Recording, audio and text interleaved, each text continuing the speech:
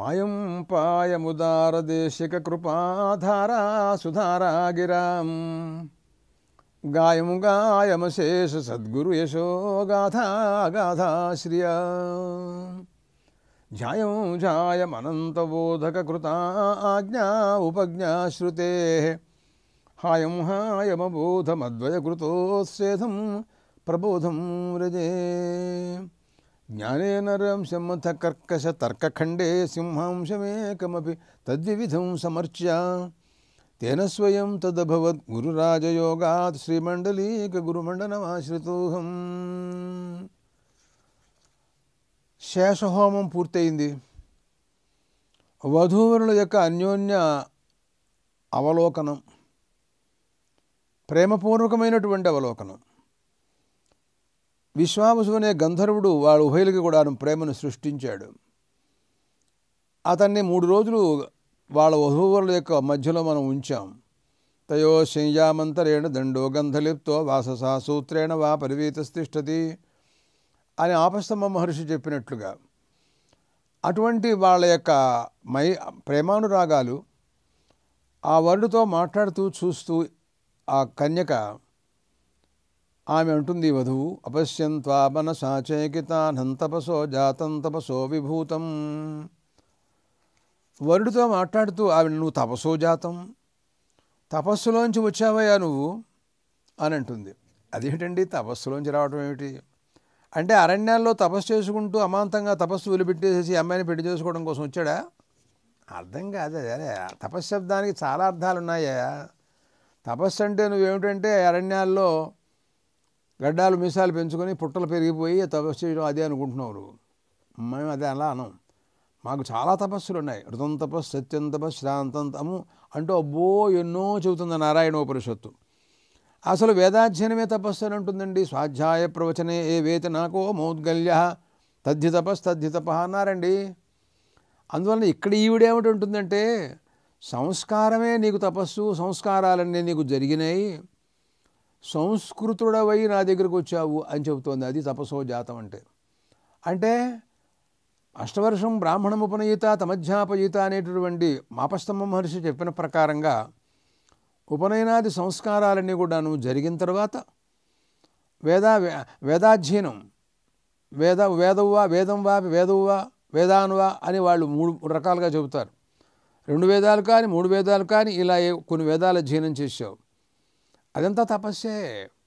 ఆ రకంగా సంస్కారవంతుడవై వేదాధ్యయన సంపన్నుడవై నువ్వు వివాహానికి వచ్చావు, నాతో నన్ను వివాహం చేసుకున్నావు అనే అభిప్రాయాన్ని సూచిస్తుంది ఆ అమ్మాయి అన్నమాట దానికి అర్థం. అందువలన ఇక్కడ తపస్సో జాతం అందు ఉద్దేశం అన్నమాట. తరువాత మళ్ళీ ఇంకొక తపశ్శబ్దం ఉందండి ఇక్కడ ఈ మంత్రంలో. తపస్సో జాతం తపస్సో విభూతం అని. ఈ తపస్సో విభూతం అని మళ్ళీ ఒకటి ఉంది. ఏమిటండి అంటే, నీ జీవితం అంతా కూడా ఎలా నడిచింది అంటే తపస్సు వల్ల నడిచింది అంటోంది ఆవిడ. అంటే నీ వేదాధ్యయనం అంతా బ్రహ్మచర్యాది నియమాలతో జరిగిన వేదాధ్యయనం కానీ సుఖభోగాలతో జరిగిన వేదాధ్యయనం కాదు. నియమ వేదాధ్యయనం వలన విశిష్టమైనటువంటి ఫలం ఉంటుంది. అధ్యయనం చేయడం అనేది జరుగుతోంది, చాలా కష్టపడుతున్నాడు, చదువుకుంటున్నాడు. నియమం లేదనుకోండి అంత ప్రయోజనం ఉండదన్నమాట. అందువలన భిక్షాచర్యం చేట ఆచార్యాధీనోభవ అని ఉపనయన ప్రకటనలో మనం చెప్పుకున్నాం కదా. నువ్వు భిక్షాటన చేసుకో, ఆచార్యుడికి అధీనంలో ఉండు అని ఈ రకంగా అనేక నియమాలన్నీ కూడా మనం అక్కడ విధించాం. అవన్నీ తపస్సే.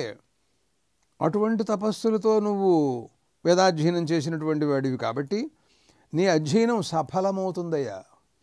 ఎందుకనంటే ఈ అధ్యయనం వలన ఆ పుణ్య విశేషం అనేది ఉందే, అది ఏ రకమైనటువంటి ప్రయోజనాన్ని సమకూరుస్తుందో మనం చెప్పలేమండి.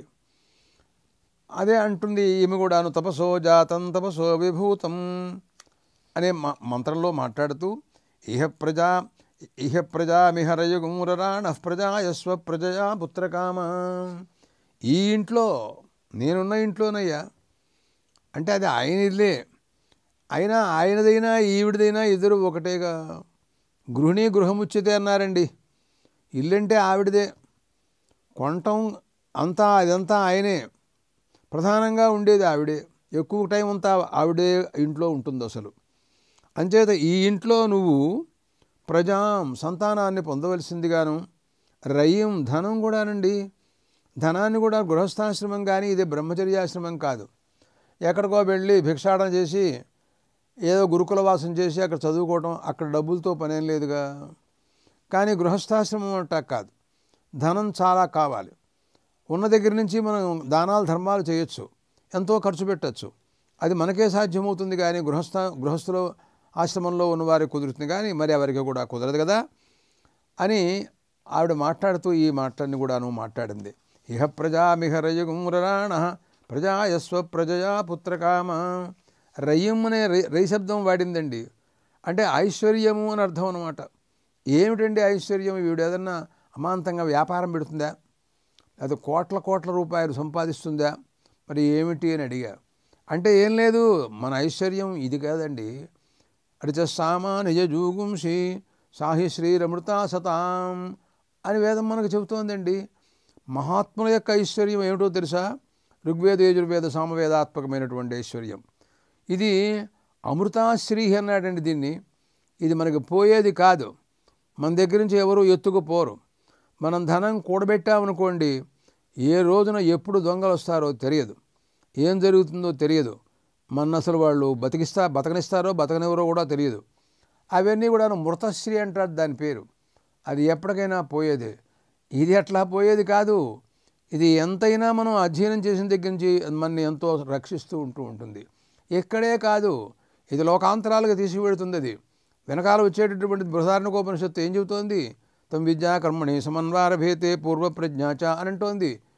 వెనకాల వీటితో పాటు వచ్చేది ఏమిటంటే విద్యా కర్మలు, మనం చేసినటువంటి ఉపాసన, భగవద్ ఉపాసన, అలాగా వేదాధ్యయనాలు, కర్మానుష్ఠానాలు, అలాగా తపస్సులు, యోగాభ్యాసాలు, ఇవన్నీ కూడా మనతో వెనకాల వస్తాయన్నమాట. అంతేగాని మనకింట్లో ఉన్నటువంటి సరుకులు అవన్నీ ఇళ్ళు వాకిళ్ళు దశకాలు దంపులు ఏదో మంచాలు కుంచాలు మనుషులు వాళ్ళు పెళ్ళాం పిల్లలు వీళ్ళు వెనకాలేం రారు. వీళ్ళు అసలు శ్మశానం దాకా కూడా రాడండి బాబు. వీళ్ళు ప్రయోజనం లేదు, శుద్ధ దండగా. కాబట్టి అలాంటి పరిస్థితుల్లో మన వెనకాల వచ్చేది ఒకటే, ధర్మం ఒకటే అనుసరిస్తూ ఉంటుంది. మనం చేసిన పుణ్యం ఒకటే మనం అనుసరిస్తూ ఉంటుంది, వెనకాల ఉంటుంది, ఎప్పుడూ వెనకాల ఉంటుంది. ఇబ్బంది ఏం లేదు, తెలియలా దాని ప్రకారంగా పెడుతూ ఉంటాం. అందుకోసమే అంటోంది ఈ పిల్ల మాట్లాడుతూ వరుడుతోనూ, మనకి ఐశ్వర్యాన్ని కూడా నువ్వు నాకు సమకూరుస్తావని నాకు నమ్మకం ఉంది అని అంటుంది. ఏమిటి? ఋగ్వేద యజుర్వేద సామవేదాలేనండి అవన్నీ అనమాట. ఏ ప్రజామిహరజగుమ్రాణ ప్రజాయస్వ ప్రజయా పుత్రకామ అనండి.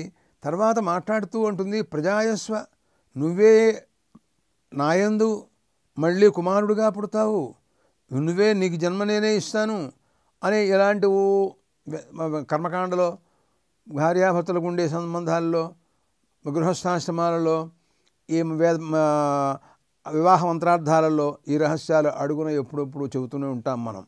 అలాంటివన్నీ కూడాను జరుగుతాయి. అందువలన మన ఉభయులకి కూడాను ఇటువంటి సంబంధం ఇలా ఉంటుంది. ప్రజాము రరాణ అన్నాడండి. రరాణ అంటే దదత్ అని అర్థం అనమాట. అంటే నువ్వు సంతానాన్ని కూడా నాకు ఇస్తావని ఇలాంటి మాటలన్నీ కూడాను ఆవిడ మాట్లాడారు.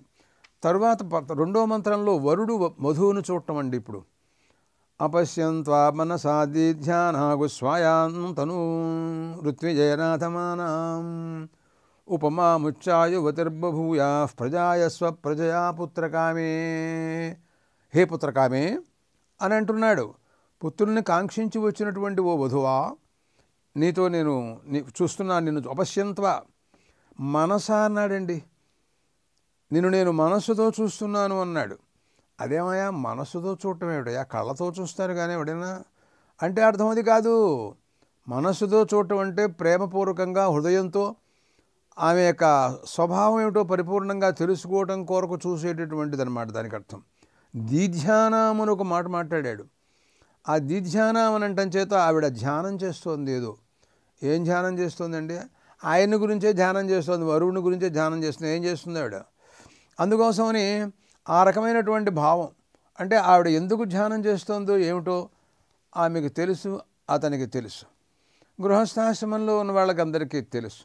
అందువలన అపశ్యంత్వా మనసా దీధ్యానాం స్వాయాంతనో మృత్యుజయనాథమానాం ఉపమాముచ్చాయువతిర్బభూయా ప్రజాయస్వ ప్రజయా పుత్రకామే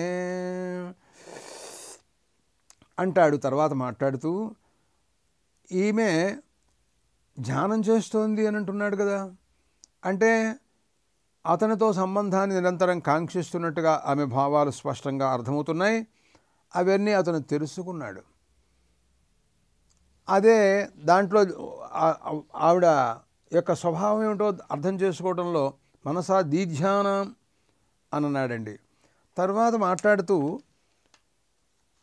అతను ఆమె యొక్క హృదయం పరిపూర్ణంగా తెలిసినవాడు అవటం చేత ఏ రకమైనటువంటి భావాలతో ఆమె చూస్తోందో, ఈ పైన అతను ఏ రకంగా ఆమెతో సంబంధంతో ఉండాలో, ఏ రకమైనటువంటి భావాలతో వీళ్ళు ఉభయులు కూడాను అన్యోన్యం మెలగాలో ఆ భావాలన్నీ కూడాను ఆ మంత్రాల్లో కనపడ్డాయి. ఈ తర్వాత వీళ్ళు ఉభయులకి హృదయ సంసర్గేప్సు అని అంటారు. అంటే ఉత్తరయా ఆద్యశేషేణ హృదయదేశు సంవృజ్య అన్నాడు ఆపస్తంభ మహర్షి. ఈ పైన ఆజ్యంతో వాళ్ళ ఉభయులు కూడాను వాళ్ళ హృదయాల్ని తాకాలి. అది ఒకసారి ఈమె అతన్ని తాకటం, అతను ఆమెను తాకటం అట్లా క్రమంగా కాదు, ఇద్దరు ఒకేసారి తాకాలి. తాకినప్పుడు ఆ ఆజ్యాంతో బుటనవేలు ముంచి ఆ వేలుతో ఆ వధువుని వరుణ్ణి వధువు ఉభయులు కూడాను ఆ రకమైనటువంటి సంస్పర్శ ఆ రెండు కూడా జరగాలి. అది యుగపదేవ ఆద్యశేషంతో హృదయం యుగపత్ ఒకేసారి చేయాలి. ఎందుకంటే పర్యాయంగా రెండు రకాలుగా చేయటానికి అవకాశాలు లేవు. ఒకటే మంత్రం ఉంది ఇక్కడ. సమంజంతు విశ్వే దేవా సమాపో హృదయానినవు సమ్మాతరిశ్వాసం ధాతా సముదేష్ట్రీదిదేష్టునవు అనుందండి. ఒక మంత్రం ఉన్నప్పుడు రెండు మంత్రాలుంటే వధువు వరుడు యొక్క హృదయ సంస్పర్శాన్ని ఆజ్యంతో చేసింది అని చెప్పచ్చు.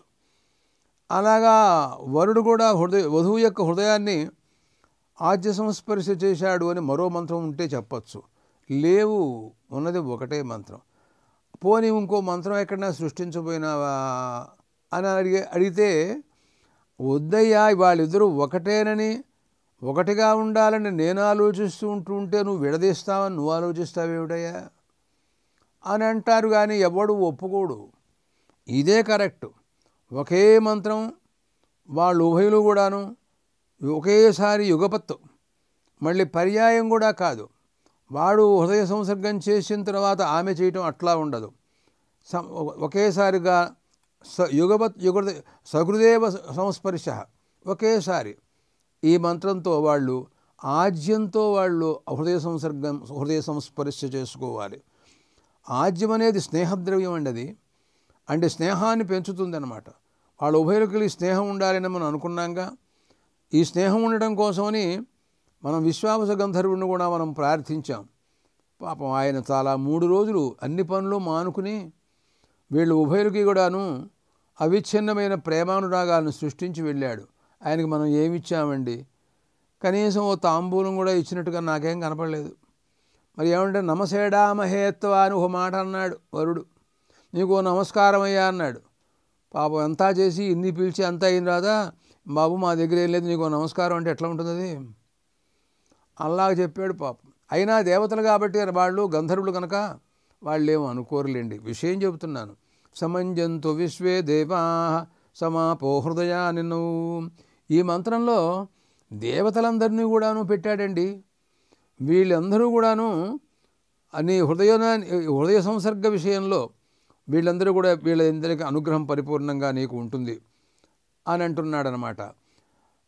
ఇక్కడ విశ్వే దేవతలు, అబ్దేవతలు, మరి మాతరిశ్వ అంటే వాయువు, ధాత సరస్వతీదేవి, వీళ్ళందరూ ఉన్నారండి.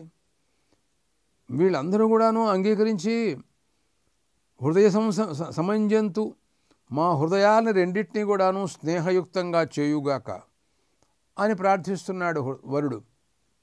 అంటే మా హృదయాల్లో ఎప్పుడు కూడాను మార్పు రాకూడదు, విడిపోకూడదు, భావాలు ఒక్కటిగానే ఉండాలి. అలాంటి అనుగ్రహం నాకు ఈ దేవతలందరూ కూడాను ఇచ్చుగాక అని ప్రార్థిస్తున్నాడు. ఎవరెవరండి వాళ్ళు? విశ్వే దేవతలు ఉన్నారండి, ఇంకా అంతకంటే ఎవరుంటారండి? చాలదా? చాలకేం కాదు, అసలు విషయం మంత్రంలో ఎవరున్నారా అని మనం తెలుసుకోవటం. అబ్దేవతలు కూడా ఉన్నారండి. మరేమో వాయువు, వీళ్ళందరూ బ్రహ్మగారు, మరేమో వీళ్ళందరూ కూడా ఉన్నారండి. ఎందుకంటే ఎంతమంది పెట్టాడు ఏమిటండి అని అంటే, సరే విశ్వే దేవతలు అన్నాడంటేనే ఇంచుమించుగా సమస్తమైనటువంటి దేవతలు మనకు వచ్చేసినట్టే. కానీ ఆపహ అని ఒక మాట మాట్లాడాడు. ఈ ఆపహ అంటే ఉదకములు అని దానికి అర్థం అనమాట. ఉదకాలతో సంబంధం ఏంటి ఇక్కడ అని అంటే, ఆజ్యం అనేది ద్రవద్రవ్యంగా ఉంటుంది. అసలు ఈ ఆజ్యం ఉదకాల్లోంచే ఆజ్యం వచ్చింది అని మనం అంగీకరించాలి. పశువులు నీళ్లు తాగుతాయి, మేత కూడా తింటాయి, తింటలేదంటలేదు నేను, నీళ్లు తాగుతాయి అని చెబుతున్నా. అవి తాగిన తర్వాత అవి క్షీరంగా మారే అవకాశాలు ఉన్నాయి. ఆ తర్వాత క్రమంగా అది ఆజ్యంగా మారుతుంది, ద్రవద్రవ్యంగా ఉంటుంది కదండి. అందుకోసమని అబ్దేవతలు కూడా దీంట్లో అంటే ఆజ్యం దానికి మూల కారణమైనటువంటి ఉదకములు అని అర్థం అనమాట.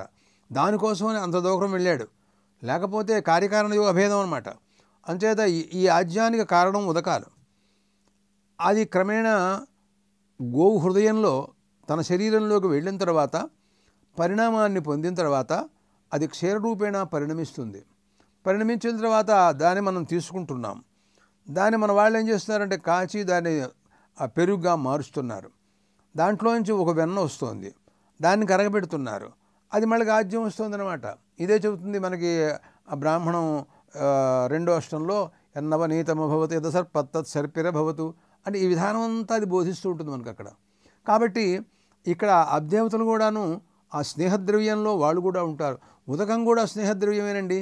వాళ్ళు చెబుతారు, నైయాయికులు చెప్పే కబుర్లు చూస్తే వాళ్ళు ఒక భావన అది ఒకటి చెబుతారు. ఒకటి దాంట్లో ఈ మీరు ఉదాహరణ చెప్పాలి అంటే మన ఇళ్లలో నీళ్లు పోస్తే ఒక ద్రవ్యం అది సాగుతుంది అన్నమాట, దానికి అర్థం. అలాంటివన్నీ నీళ్ల ద్వారా జరుగుతాయని, ఆ నీళ్లలో ఆ స్నేహం ఉంటుందని ఇవన్నీ కూడా వాళ్ళు చెబుతూ ఉంటారు.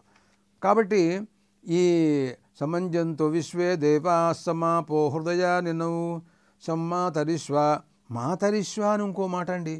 మాతరిష్వ అంటే వాయువు, సామాన్యుడు కాడండి. అంటే ఆయన వీళ్ళిద్దరినీ కూడాను వాయువు లేనిదే అసలు వ్యవహారమే లేదు. ఎందుకంటే మనం నిలవాలంటే వాయువు ఉండాలి కదండి. వధూవరులు కాదు, మీరు కాదు, నేను కాదు, ప్రపంచకం కాదు, ఎవరైనా సరే అందరూ కూడాను నిలవాలి అంటే అందరినీ ఆపేవాడు ఎవరంటే వాయువే. ఆ ప్రాణాపానం వ్యానోదాన సమాన వాయువులు ఉన్నాయి చూసారా, ఆ వాయువులు వీళ్ళ హృదయాలను రెండింటినీ కూడాను స్నేహయుక్తంగా చేయుగాక అని ప్రార్థిస్తున్నాడు అనమాట. ధాత, సరే ధాత అంటే సృష్టికర్త, అసలు మొదట్లో అన్నింటికీ ఆయనే కదా మనకి కారణం. అటువంటి ఆయన మరి ఈ రకమైనటువంటి వధూవరులకు ఉభయులకి కూడాను స్నేహాన్ని సృజించుగాక అనే భావనన్నీ కూడా దీంట్లో మనకు కనపడుతున్నాయండి. తర్వాత వధూవరులు ఉభయులు కూడాను జపించవలసినటువంటి మంత్రం, దాని గురించినటువంటి విచారణలో చూడండి. ప్రజాపతే తన్వం మేజుషస్వత్వష్టర్దేవేభిः సహసామయింద్ర విశ్వైర్దేవైరాతభిస్సగూరరాణః పుగుంసాం బహూనాం మాతరశ్యామ అని అంటాడండి. వధూవరాభ్యాం జప్యః అంటాడు. వీళ్ళిద్దరూ కూడా జపించవలసినటువంటి మంత్రాలు ఈ రెండు కూడాను. అంటే ఈ మంత్రంలో మనకేం కనపడుతోంది అంటే, ప్రజాపతి, త్వష్ట, ఇంద్రుడు, విశ్వే దేవతలు వీళ్ళందరూ కూడా ఈ మంత్రంలో ఉన్నారండి. వీళ్ళందరూ ఏం చేయమంటారు వీళ్ళందరినీ అంటే, మా ఇద్దరికీ కూడాను అన్యోన్యము అనురాగాన్ని సృష్టించటం, మీరు మాలో ప్రవేశించి లోపల ఉండి మా ఉభయులకి కూడాను సంతానం కలగటానికి తగినటువంటి పరిస్థితిని, శక్తి సామర్థ్యాలని మీ అనుగ్రహం వలన మాకు ఇప్పించవలసిందిగా కోరుతున్నాడు అని ఈ మంత్రంలో కనపడుతోందండి. అరే ఆశ్చర్యం! అంటే ఇంతమంది దేవతలు కూడాను శరీరంలో ప్రవేశించి వాళ్ళ వాళ్ళ శక్తి సామర్థ్యాలను పురస్కరించుకుని ప్రజాపతి, త్వష్ట ప్రజాపతి, అలాగే ఇంద్రుడు, విశ్వే దేవతలు ఇలాంటి వాళ్ళందరూ కూడాను పుంసాం బహూనాం మాతరశ్యామ వీళ్ళందరూ కూడాను లోపల ప్రవేశించి మాకు ఆ సంతాన యోగ్యత లభించేటట్టుగా మాకు చూడవలసిందిగా కోరుతున్నాము అని అంటాడండి. ఆనః ప్రజాం జనయతు ప్రజాపతిరాజరసాయ సమనక్త్వర్యమా అదుర్మంగళీపతి లోకమా విశసన్నో భవద్విపదేశం చతుష్పదే అంటాడు. ప్రజాపతి మాకు సంతానాన్ని ఇచ్చుగా కానీ బహు సంతానాన్ని అంటాడండి. ఆ తర్వాత మా ఆజరసాయ మా ఉభయులు కూడాను వార్ధక్యం వచ్చేదాకా విడబాటు లేకుండా ఉండేటట్టుగా, ఎడబాటు లేకుండా ఉండేటట్టుగా అన్యోన్య మేమిద్దరం కలిసిమెలిసి ఉండేటట్టుగా చూడాలని, అలాంటి పరిస్థితిని అర్యమ ఆయన కూడా చూడాలని అదుర్మంగళి అంటున్నాడండి. అంటే దుర్మంగళం అంటే చెప్పకూడనటువంటి అమంగళాలేవో అలాంటివి కాకుండా నువ్వు అమంగళీగా ఉండాలి, అంటే సుమంగళీగా ఉండాలి అని దానికి అర్థం అనమాట. నువ్వు పతిలోకం నా లోకంలోనే నువ్వు ఉండాలి నాతో పాటే అని అంటూ ఈ రకమైనటువంటి భావాలన్నీ కూడాను మాట్లాడుతున్నాడు. తర్వాత శన్నో భవద్విపదేశం చతుష్పదే మనకుండేటటువంటి ద్విపాత్మశువులంటే మన ఇంట్లో ఉన్న మనుష్యులు, మన బంధువులు వాళ్ళందరికీ కూడాను సుఖం కలగాలని నా ప్రార్థన. చతుష్పదే అని అన్నాడండి. మనకు సంబంధించినటువంటి పశువులు అవన్నీ కూడాను క్షేమంగా ఉండాలి అనేక ప్రార్థన. సమస్తమైనటువంటి దేవతలు మనని ఎప్పుడు కూడాను సర్వకాల సర్వావస్థలలోనూ ఎప్పుడు కూడాను మన కాపడా కాయాల్సిందని, మనం రక్షించాలని, నువ్వు అదుర్మంగళీగా ఉండాలని, అంటే సుమంగళీగా ఎప్పుడు కూడా ఉండాలి అని, సౌభాగ్యంతో కలిసిమెలిసి ఉండాలని ఈ రకమైనటువంటి భావాలన్నీ కూడాను దీంట్లో మాట్లాడుతున్నాడు. తర్వాత సహజంగా ఈ మంత్రాలలో ఇది జపించవలసినటువంటి మంత్రాలు అని వీటికి పేరు. ప్రజాపతే తన్వం మే జుషస్వ త్వష్టుర్దేవేభిः సహసామయింద్ర విశ్వైర్దేవైరాతిభిः సగుమ్రరాణః పుంసాం బహూనాం మాతరశ్యామ ఆనః ప్రజాంజనయతు ప్రజాపతిరాజరసాయ సమనక్త్వర్యమా అదుర్మంగళీపతి లోకమావిశ శన్నో భవద్విపదేశం చతుష్పదే అని అన్నాడండి. ఈ రకంగా మనం శేషహోమం చివరిలో హృదయ సంస్పర్శ, వధూవరుల యొక్క హృదయ సంస్పర్శ ఆజ్యంతో ఆ విషయాన్ని మనం విన్నాం. వధూవరులు ఉభయులు కూడాను కలిసి, ఇద్దరు కూడాను కలిసి, ఇదివరకు దాకా ప్రత్యేకంగా మంత్రాలు ఉన్నాయి. ఆశాసాన అనే మంత్రం ఆవిడ చెబుతుంది, మిగతా మంత్రాలు చాలా వరకు అతను చెబుతాడు, వరుడు చెబుతాడు. అట్లా కాకుండా ఇద్దరు కలిసిమెలిసి జపించవలసినటువంటి మంత్రాలను కూడా మనం పఠించాం. వాటి యొక్క భావాలను కూడా మనం విన్నాం. ఈ రకంగా వివాహ సందర్భంలో వివాహం అనేటటువంటి శుభకర్మ ఇది చాలా పవిత్రమైనటువంటిది. లేకపోయినటువంటి సృష్టి ఉండదు ఈ పైన. ఈ ప్రపంచం ఆగిపోతుందన్నమాట దానికి అర్థం.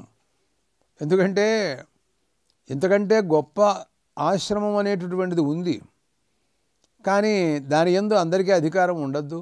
సన్యాసాశ్రమం చాలా గొప్పది, కానీ అది చాలా నియమాలతో ఉంటుంది. వైరాగ్య సంపద ఉన్న వాళ్ళకే దాంట్లో అధికారం ఉంటుంది. వైరాగ్య సంపత్తు లేనటువంటి వాళ్ళకి దాంట్లో అధికారం ఉండదు. అందువలన యదహరేవ విరహజేత తదహరేవ ప్రవరజేత అంటాడు. వైరాగ్యం ఉండడం చాలా అతి ముఖ్యమైనటువంటి ఘట్టం అన్నమాట. దాంట్లో అది లేనప్పుడు గృహస్థాశ్రమంలోనే ఉండటం చాలా మంచిది. ఈ విషయంలో గృహస్థాశ్రమంలో ఉంటూ కూడా వైరాగ్య సంపదతో ఉండటం అనేది కూడా ఉంటుంది. అది కూడా ప్రపంచంలో కొన్ని ఉన్నాయి. మనకి బృహదారణ్యకోపనిషత్తు కానీ మిగిలినటువంటి ఉపనిషత్తుల్లో కానీ విచారణ చేసి చూసినట్లయితే అవి కూడా ఉంటూనే ఉంటాయి. అలాంటివి మరి దేవహూతి కర్దమ ప్రజాపతి వారి యొక్క గృహస్థాశ్రమం కూడా అలాంటిదే. కర్దమ ప్రజాపతికి దేవహూతిని తీసుకొచ్చి వివాహం చేశారు, కానీ ఆవిడ కూడా తపస్సు చేసుకుంటూనే ఉంది, ఆయన తపస్సు చేసుకుంటూనే ఉన్నారు. అసలు వీళ్ళిద్దరూ భార్యాభర్తలనే జ్ఞానం కూడా ఇద్దరికి లేదు, అసలు మర్చిపోయినారు కూడాను, సమాధిలో ఉంటారు ఎప్పుడూ కూడాను. అలాంటి గృహస్థాశ్రమాలు కూడా ఉన్నాయి. వాళ్ళు కేవలం జీవితం అంతా కూడాను భగవంతుడికి అప్పచెప్పి భగవద్ అనుగ్రహానికి, భగవద్ సాక్షాత్కారానికి ఎప్పుడూ పాల్పడుతూ ఉంటారు. అలాంటి గృహస్థులు చాలామంది ప్రపంచంలో ఉన్నారు. గృహస్థాశ్రమంలోనే ఉంటూనే ఆయన జనక మహారాజు గారు ఆయన యజ్ఞాలు చాలా చేస్తూ ఉంటాడని యాజ్ఞవల్క్య మహర్షి అనే గురువుని పెట్టుకుని ఆయన నిరంతరం వేదాంత విచారం చేస్తూ ఉంటాడండి. ఆయన అంటే గృహస్థాశ్రమం రాజ్య పరిపాలన కూడా చేస్తాడు. ఆయన మహారాజు గారు, ఆయన రాజ్య పరిపాలన జరుగుతూ ఉంటుంది, యజ్ఞయాగాది కర్మానుష్ఠానాలు జరుగుతూ ఉంటాయి, వేదాంత విచారం చేస్తూ ఉంటాడు. అలాంటివి కూడా చేయడం అనేటటువంటి ఉంది. ప్రాచీన కాలంలో చాలామంది అలాంటి మహాత్ములు కూడా ఉన్నారు. యుగ ధర్మాల్లో కొన్ని అలాంటి గృహస్థాశ్రమాల్లో ఉండేవాళ్ళు కొంతమంది ఉన్నారు. కానీ తర్వాత ఈ యుగ ధర్మాల్లో మార్పుల్లో చేర్పుల్లో ప్రస్తుత కాలంలో వానప్రస్థాశ్రమం కూడా చాలా గొప్పదిగా ఉండేది ప్రాచీన కాలంలో. అదే కాళిదాసు మహాకవి అన్నాడు రఘువంశంలో మాట్లాడుతూ, శైశవేభ్యస్త విద్యానాం యౌవనే విషయేషిణాం వార్ధకే మునివృత్తీనాం యోగేనాంతే తనుత్యజాం అన్నాడండి ఆయన. అంటే ఆయా అవస్థలలో వాళ్ళు ఏవేవి చేయవలసి ఉంటుందో ఆ రఘువంశ మహారాజులు ఏ రకంగా నడుస్తూ ఉంటారో వాళ్ళ నడవడి, వాళ్ళ యొక్క పరిస్థితి, శాస్త్రీయమైనటువంటి మార్గము అవన్నీ కూడా దాంట్లో బోధించాడు ఆయన. చివరిలో మాట్లాడుతూ ఆయన యోగేనాంతే తనుత్యజా ఉన్నాడండి.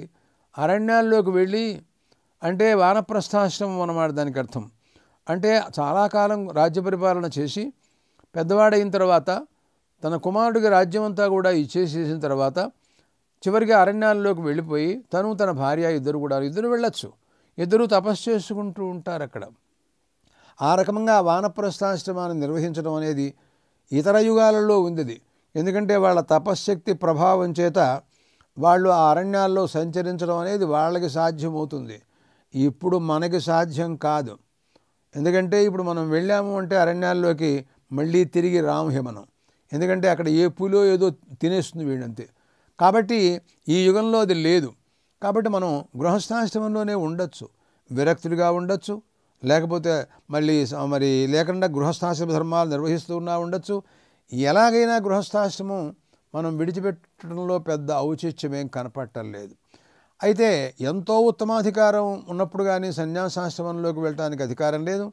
దాంట్లో కూడా వివిధ సన్యాసం అని విద్వత్ సన్యాసాలని కొన్ని ఉన్నాయి. కానీ అవన్నీ ఎంతవరకు సాధ్యమవుతాయి? మనస్సు దానికి ముఖ్యమైనటువంటిదండి. ఆ మనస్సు పరిపక్వం కానప్పుడు ఆ ఆశ్రమానిలోకి వెళ్ళటం అనేది ఉందే, అది మళ్ళీ తిరిగి అనర్థానికి దారి తీస్తుందన్నమాట. నమ్మకూడదు మనస్సు అనేది, అది చాలా ప్రమాదకరమైనటువంటిది మనస్సు. దాన్ని జాగ్రత్తగా చూసుకుంటూ ఉండాలన్నమాట. ఏ రోజున ఎప్పుడో ఒకప్పుడు వాడికి ఏదో విరక్తంగా ఉన్నట్టుగా నటిస్తున్నట్టుగా మోసగిస్తూ ఉంటుంది అది. కానీ తర్వాత కొద్ది రోజులుగా మళ్ళీ మారిపోతాడు. ఏమిట్రా ఇప్పుడంటే, ఆ రోజున అనుకున్నాను కానండి ఇప్పుడు కుదరలేదండి అంటాడు. అంతే అది అలాగే ఉంటుంది. కాబట్టి దాన్ని మనం నమ్మటానికి లేదు. కాబట్టి దాన్ని మనం గృహస్థాశ్రమంలో ఉంటూనే దానికి శిక్షణ ఇస్తూ, దాన్ని శిక్షిస్తూ, ఇక్కడే నువ్వు వైరాగ్య సంపదను సంపాదించుకుంటూ, నువ్వు అనవసరంగా లేనిపోయినటువంటి ఆశ్రమాలని పాడు చేయుక గృహస్థాశ్రమంలోనే ఉంటూ కూడా నువ్వు వేదాంత విచారం చేసి బ్రహ్మాత్మ అనుభూతిని పొందవచ్చు.